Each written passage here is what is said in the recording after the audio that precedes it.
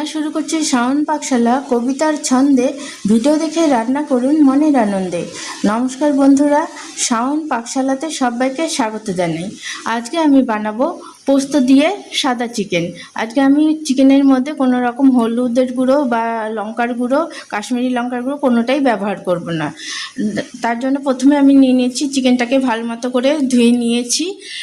পোস্ত দিয়ে সাদা চিকেন করার জন্য পেঁয়াজ কুচি লাগছে।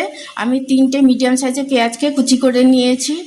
আর এখানে নিয়েছি পোস্ত, চীনাবাদাম আর কাঁচা লঙ্কার পেস্ট করে নিয়েছি, একটা মিহি পেস্ট তৈরি করে নিয়েছি। এখানে নিয়েছি টক দই, আর এখানে নিয়েছি কয়েকটা কাঁচা লঙ্কাকে চিড়ে নিয়েছি। এখন আমি চিকেনটাকে ম্যারিনেট করে নেব। ম্যারিনেট করার জন্য আমি চিকেনের মধ্যে প্রথমে দিয়ে দিচ্ছি টক দই, নিচ্ছি পোস্ত, চীনাবাদাম আর কাঁচা লঙ্কার পেস্ট, পরিমাণ মতো লবণ। আমি এখন সমস্ত কিছুর সাথে চিকেনটাকে ভালো মতো করে মেখে নেব। আমি চামচ দিয়ে ম্যারিনেট করছি, আপনারা চাইলে হাত দিয়েও ম্যারিনেটটা করে নিতে পারেন, সেটা আপনারা সুবিধা মনে করবেন সেটাই করবেন। চিকেনটা সমস্ত মশলা দিয়ে ম্যারিনেট করে নিয়েছি। এখন আমি চিকেনটাকে এই ম্যারিনেট অবস্থায় 2 ঘন্টার মতো ফ্রিজে রেখে দেব।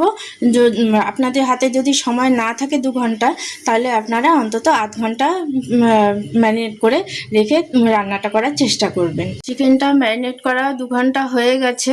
এখন আমি রান্নাটা করে নেব। তার জন্য আমি কড়াইতে সাদা তেল দিয়েছি। রান্নাটা সাদা তেলে করলেই ভালো হয়, আপনারা সাদা তেলে করারই চেষ্টা করবেন।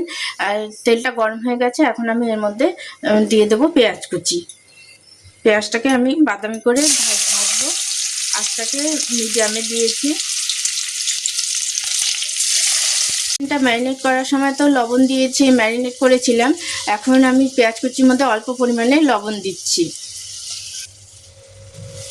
লবণ দিয়ে পেঁয়াজটাকে ব্রাউন করে একটু ভেজে নেব।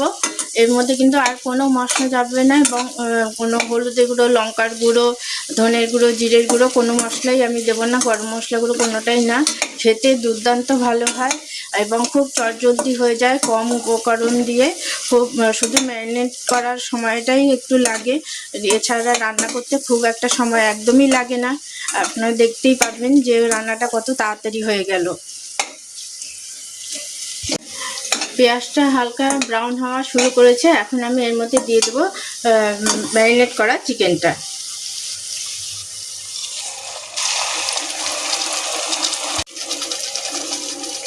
এখন এই পেঁয়াজের সাথে চিকেনটাকে ভালো মতো করে একটু কষে নেব। ভালো করে চিকেনটাকে পেঁয়াজের সাথে ভালো মতো করে মিশিয়ে দিয়েছি।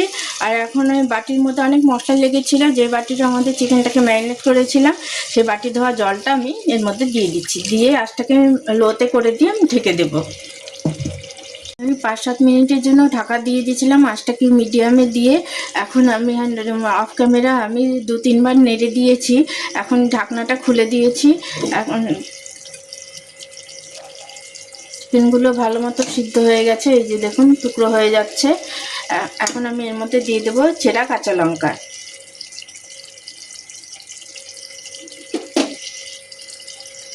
এখন আমি গ্যাস অফ করে দিচ্ছি। এটা সার্ভ করার জন্য একদম রেডি।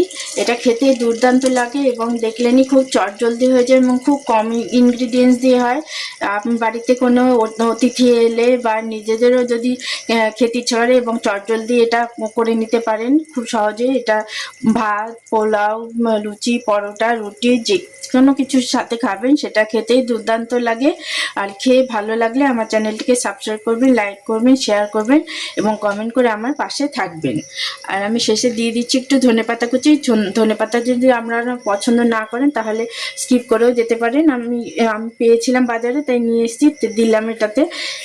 কারণ ধনেপাতাটা যেমন স্মেলটাকে এনহ্যান্স করে, খেতেও দুর্দান্ত লাগে।